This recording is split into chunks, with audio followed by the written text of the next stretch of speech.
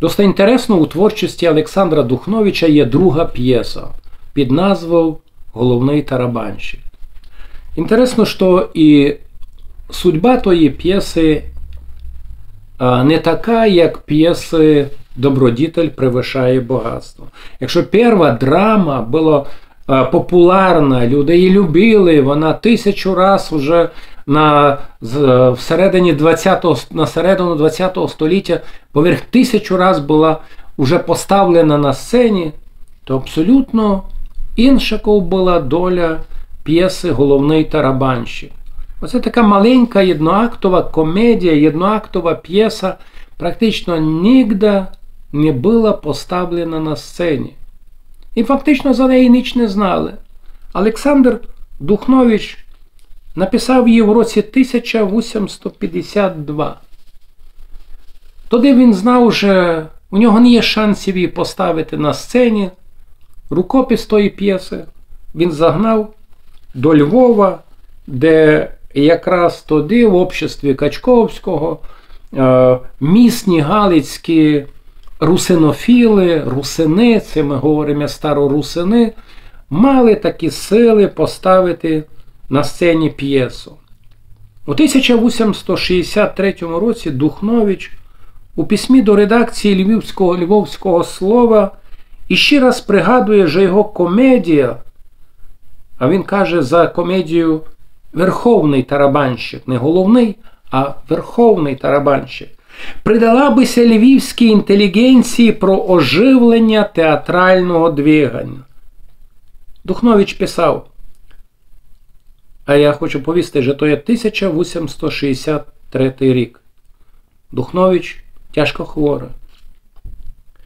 «Радосно мені слышать, що ви, галичани, думаєте о театрі. Того істинного нам і вам потрібно. Но у нас невозможно, бо тут нет русской публики. А вам во Львові, Перемишлі і прочих прежде всего нужен театр. Во-первых, поки ще немного своїх народних діл, можна би употреблять переводи із російських і німецьких, да і французьких. Вони майстри в том. Между прочими, находится в Народном доме и мое одно дильце, верховный тарабанщик. Оно с исправлением выражений послужило б такожде. Театр есть душа цивилизации, есть эстетика. Что тыкается игроков, тому послужит доброе и бодрое наше юношество. Як видимо, Духнович перед смертю ще раз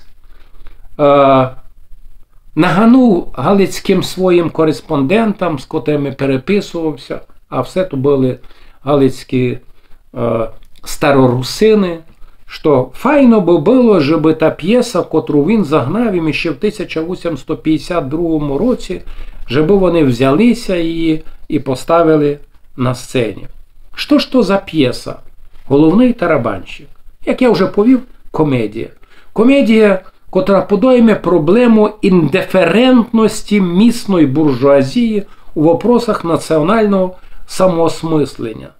Ми вже говорили, що у п'єсі «Добродітель превишає багатство» главний драматичний конфлікт між місною національно орієнтованою інтелігенцією і місною буржуазією на селі.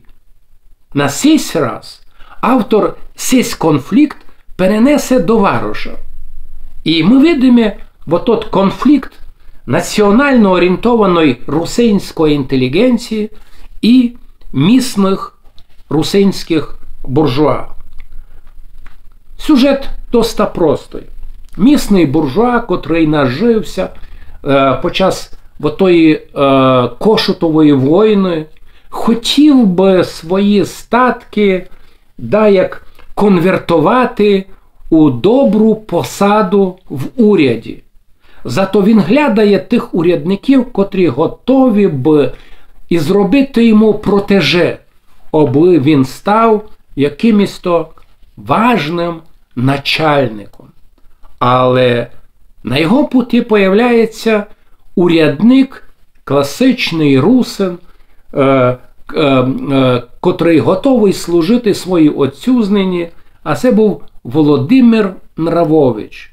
Володимир Нравович готовий би помочі Празноглавському в інших ділах, але робити протеже чоловікові, котрий далекий від національно орієнтованої інтелігенції, котрий далекий від тих національних ідей русинського народу, він не хоче.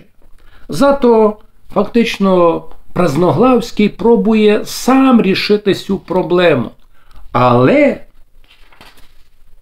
русинські і австрійські урядники, котрі служать своїй державі, а дія відбувається у 1849 році, і годно бити, що відбувається акурат у Пряшові, вони сміються із Празноглавського, а так звати главного героя Артур де Празноглавський, бо урядники йому на сміх, на фіглю понукли деяку посаду, деяку роботу в уряді, котра називається головний тарабанщик. Ви будете головним тарабанщиком. А що треба робити? А ніч будете лим таку палицю мати. Махнули ту палицю, і вшиткі трубачі, вшиткі тарабанщики почали грати якийсь марш.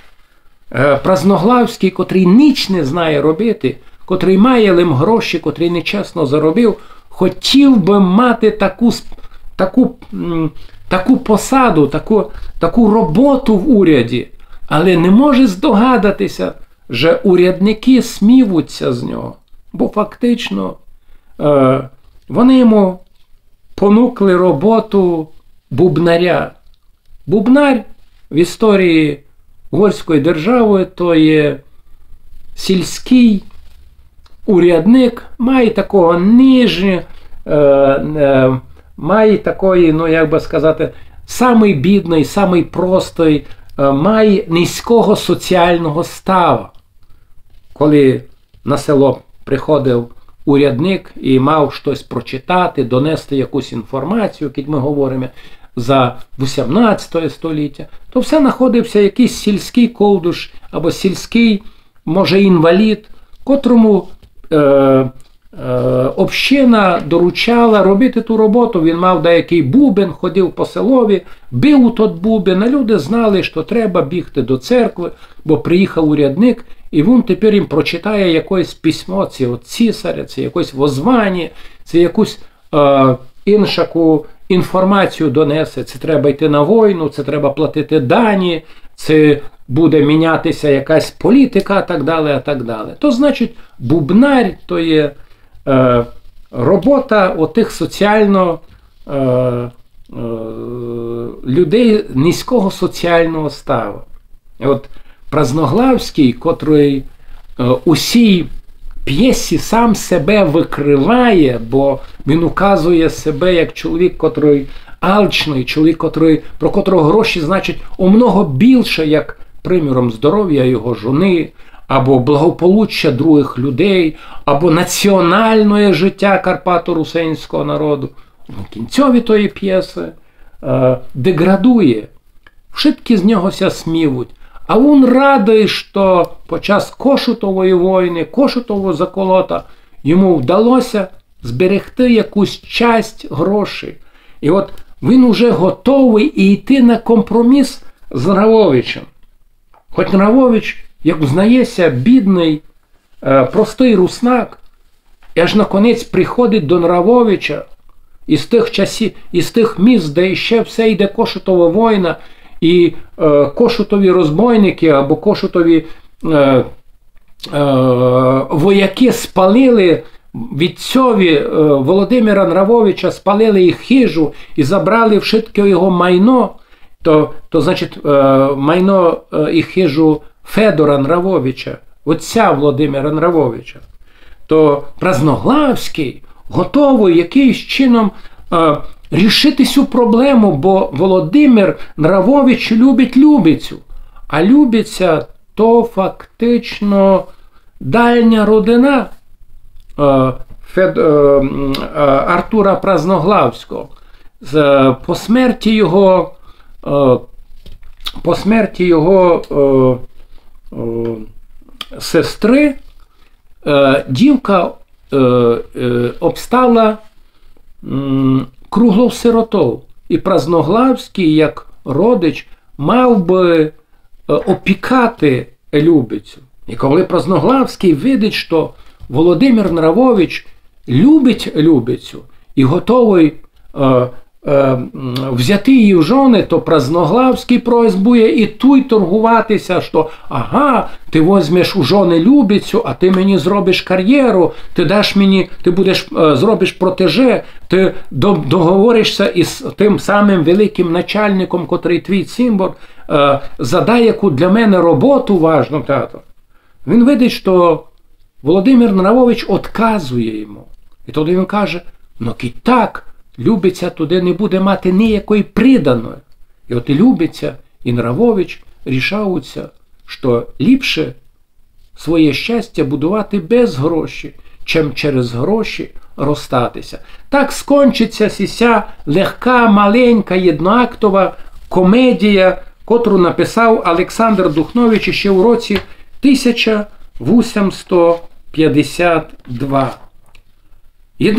Один із вопросів, о чому ця п'єса ніде не була поставлена на сцені, то язик п'єси.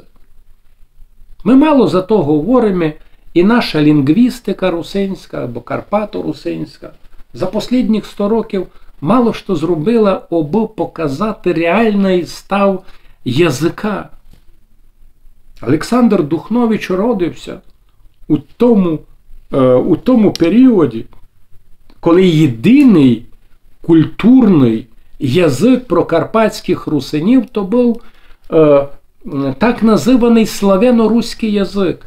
А його бесіда сільська не мала ані статуса язика.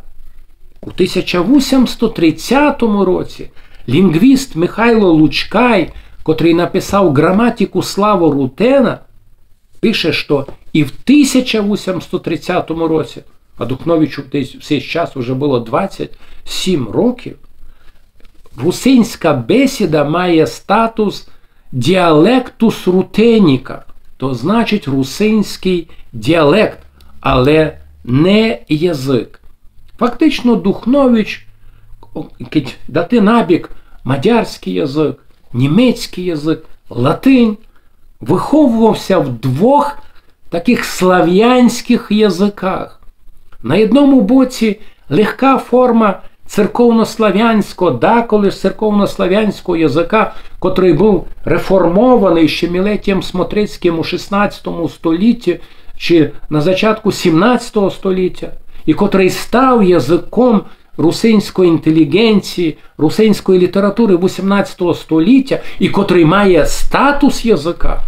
Але на другому боці це був його рідний язик, бесіда його села, а ведь бесіда других русинів, котра не мала статуса язика, але про тогочасну інтелігенцію мала статус діалекта. От коли Олександр Духнович прийшов у літературу, як чоловік, котрий жив у тих двох язикових реаліях, він прийняв теорію двох стилів.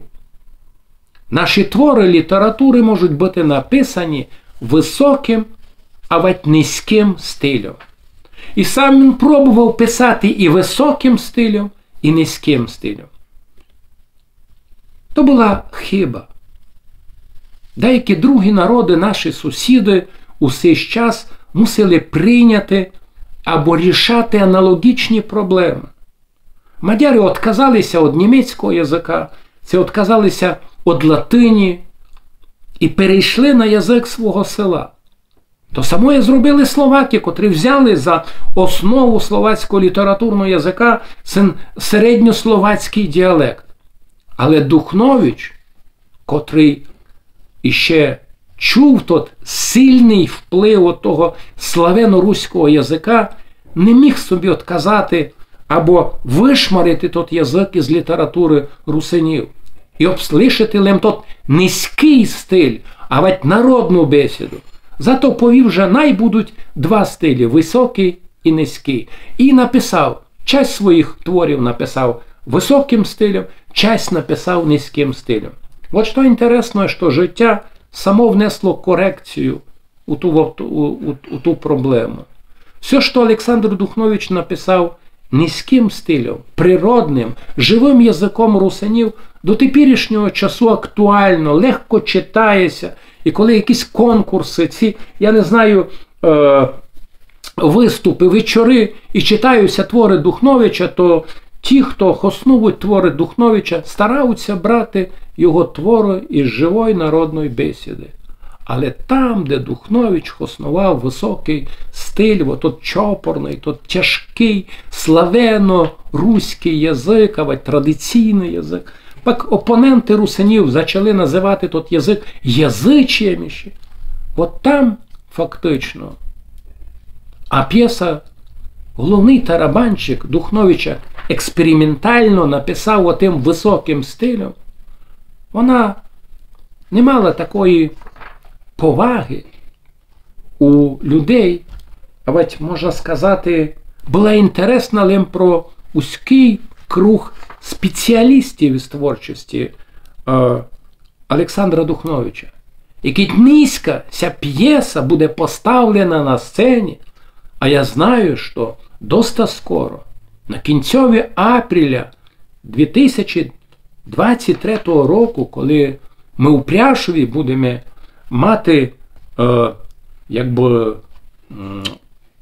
відмічати тоді 220 років від народження Олександра Духновича на сцені театру Олександра Духновича у Пряшові, відбудеться прем'єра п'єси «Головний тарабанщик».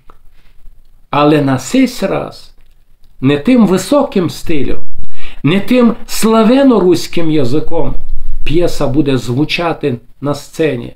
Вона буде звучати язиком теперішніх русинів. Дякуючи Петрові Медведьові, нашому русинському активістові, редакторові новинки «Інфорусин», який зробив якраз таку язикову адаптацію, наконець-то п'єса буде звучати простою русинською народною бесідою. От так п'єса, котра була написана в 1852 році, була неуспішна, не за то, що була написана недобрі. І сюжет, і добрий в тій п'єсі, і сама колізія, і драматичний конфлікт, вшитко там на місці. Єдине, що було проблемною, от тот високий стиль. Як видимо, життя внесло корекцію. Олександр Духнович не міг рішити ту проблему двох літературних стандартів про карпатських русинів. Але життя вирішило цю проблему. В теперішньому часі карпатські русини мають лише один літературний стандарт. Це він кодифікований в Словаччині, у Пряшеві. Це він не кодифікований, приміром, в теперішній Україні. То вже вопрос іншого рівня. Але в основі язика лежить народна бесіда. Отак, фактично, через язик деколи буває, що літературні твори мають таку неуспішну, доста неуспішну історію, а ведь би ми повіли долю, кіть можна слово долях основати по відношенню до літературних творів. А то, що русинська інтелігенція низько постаралася, дякуючи Петрові Медведьові, ми будемо вже через пар тижнів, ми будемо бачити на сцені у новій версії п'єсу «Головний тарабанщик». І надіюся, що ця версія Олександра Духновича комедії буде мати щасливу долю.